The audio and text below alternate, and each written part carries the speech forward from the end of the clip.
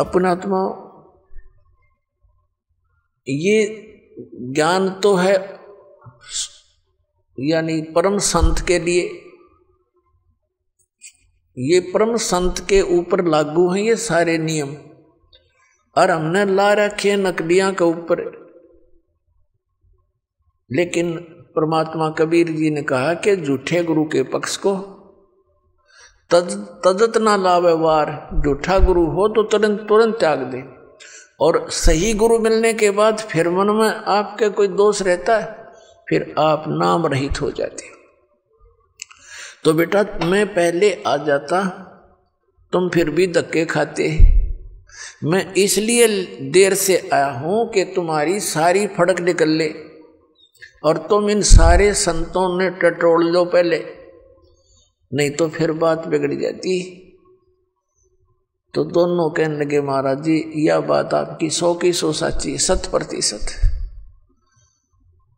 क्योंकि आप तो एक सिंपल से आदमी और उनका बोलबाला हमने कति परख कर देख लिया, उनके पास ये शक्ति नहीं थी। फिर परमात्मा ने कहा बेटा केवल यही एक उदाहरण नहीं होना चाहिए, एक संत की पहचान इस सब एक पॉइंट से नहीं होती। संत की पहचान उसके ज्ञान से होती है। अब सुनो मैं तुम्हें ज्ञान सुनाता। परमात्मा ने उनको कई दिन तक अपने द्वारा रची हुई सृष्टि का ज्ञान दिया। तो कहने का भाव ये है कि वो जो सूखी टहनी लगाई थी कबीर परमेश्वर जी के चरणामृत से वह हरी भरी होगी थी, उस टहनी ने एक बहुत बड़े वट वृक्ष का रूप धारण कर लिया। अब वो पूरा मंगलेश्वर गांव भी वहां से खत्म हो गया, इधर उधर जाकर बस गए, क्योंकि वो एक टापू सा है और उस टापू को नर्मदा नदी ने अपना दोनों तरफ से चारों तरफ से घेर रखा है। वहां नर्मदा नदी, नर्मदा दरिया दो भागों में बंटकर आगे जाकर फिर एक होकर समुद्र में गिर जाती है। तो वहां टापू बना रखा था, वो टापू था वो मंगलेश्वर गांव। तो अब वहां कोई नहीं रहा, वहां जब टापू में वो बदल गया तो बाहर आके रहने लगे। वहां अकेला वो वट वृक्ष रह गया। उस वट वृक्ष के विषय में बताया है कि लगभग 900 एकड़ में का घूम गया, फैल गया। लगभग 600 वर्ष पुराना वो वट वृक्ष आज भी विद्यमान है, जीर्ण शीर्ण हो रहा है। उसको अब लगभग 1.5, 2, 3 एकड़ में अब भी है। और वहां कबीर पंथ का एक महंत पद से ये परंपरागत वहां एक आश्रम है, उस वट वृक्ष के नीचे ही, बड़ के पेड़ के नीचे। और वो केवल महंत पदवी इसलिए रखी गई थी कि ये यादगारें, जो अद्भुत लीलाएं घटनाएं घटी हुई हैं, ये सुरक्षित रहें इस पिछली पीढ़ी तक के। कबीर परमात्मा के द्वारा की गई लीलाएं आज भी उनके अवशेष बकाया है। तो पुण्यात्मा उस वट वृक्ष को देखने के लिए पहले हम गए बांधवगढ़। बांधवगढ़ के अंदर कुछ नहीं पाया। वहां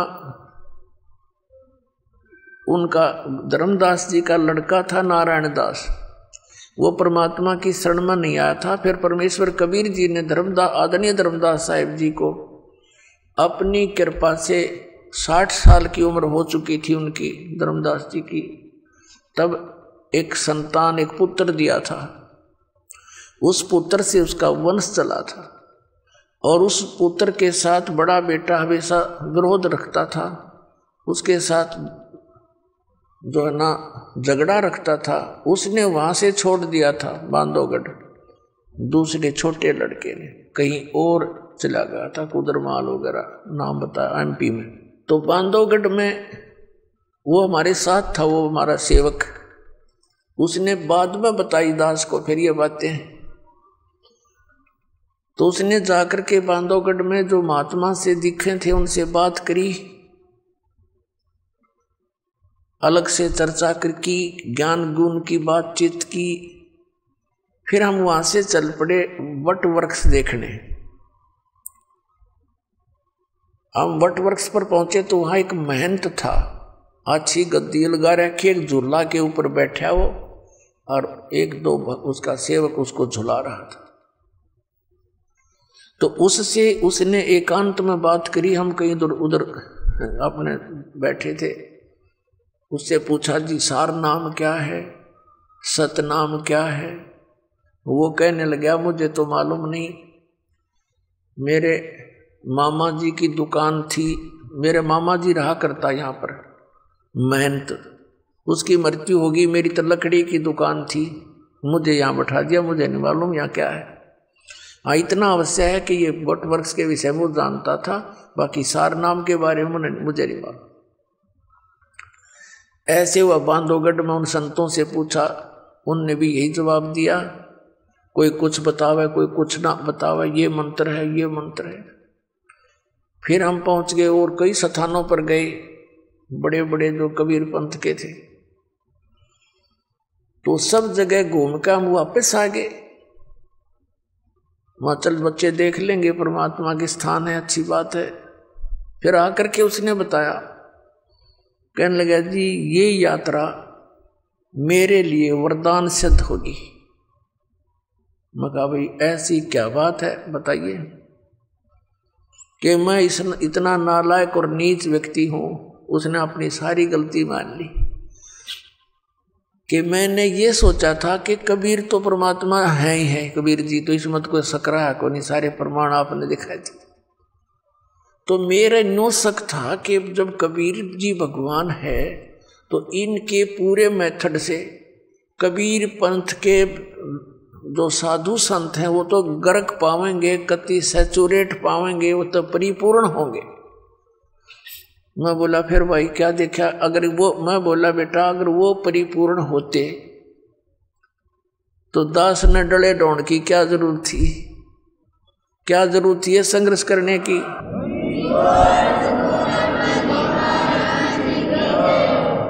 इस दास ने क्या जरूरत थी फिर इस पंगे में पा देने की? सारे सबको मैं बताऊं इनका ज्ञान गलत, इनका ज्ञान गलत और यह ज्ञान सच्चा। और सभी भोली आत्मा भी नो सोचे रामपाल निंदा करता है, निंदक को और सच्ची बताऊं। तो उसने फिर बताया, जी मैं ऐसे ऐसे किसी से पूछा, महाराज जी सार नाम क्या है? उसने क्या बताया कि हाथ पर आटा ले लो। एक कबीरपंथी पुराने आश्रम का 60-70 साल का बूढ़ा, और नो के हाथ में आटा ले लो और श्वास के निकट कर लो, और श्वास से उस आटे में कोई डिस्टर्बेंस ना होनी चाहिए, बस ये समझ लो सार शब्द है। वो कहने लगा, अब मेरा तीसरा पेटा भर गया, ऐसी दृढ़ता आई, हे भगवान ये तो कति नरे खाकी बैठे हैं, किसी के पास भी कुछ को नहीं। और फिर उसने बताई, जी मेरे मन में इतना नालायक हूं, मेरे मन में ये दोष आ गया था। माँ भाई कोई बात नहीं, ये तो आवेगा और इसका समाधान भी भगवान करेंगे, जिन पुण्यात्माओं पर रहम करेंगे। वो दिन है आज।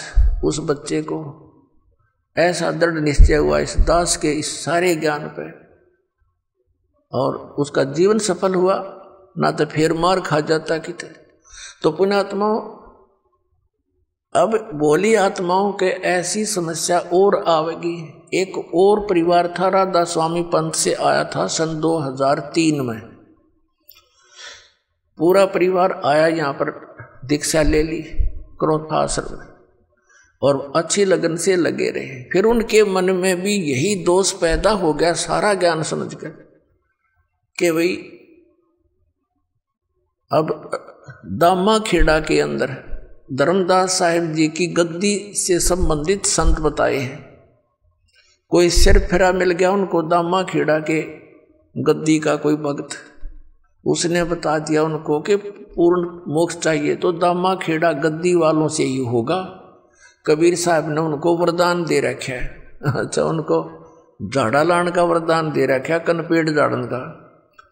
कबीर साहब ने तेनू बता रखा, जो सच्चा नाम देगा उससे मोक्ष होगा। सतनाम ते वंश से नहीं, नाद से होगा। यानी आज तक किसी ने देख लो, नाद वाले जितने यानी वचन के से, उनसे ही हमारा पंथ उजागर हुआ है।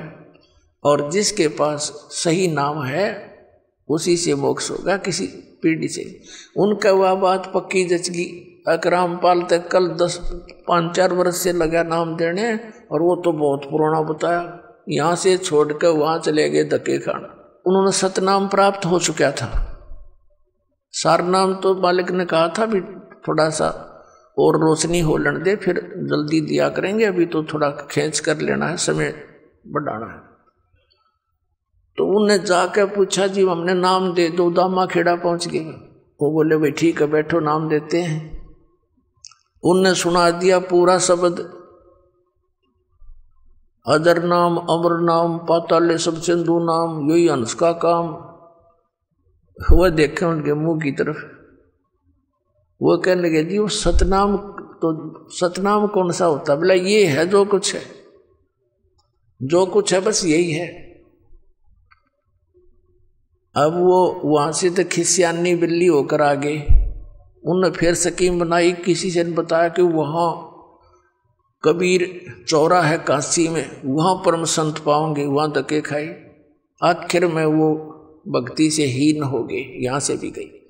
तो कहने का भाव ये पुण्यात्माओं, इस काल ने तो कई शिकंजे कस रखे, बहुत बंधन बांध रखे, पर अब ये सारे समाप्त करने पड़ेंगे। दास सारे समाप्त करेगा और ऐसा कर देगा इन सबको कि इनके पास खख नहीं, सबके जोड़े खाली करके दिखा दूंगा। अब देखो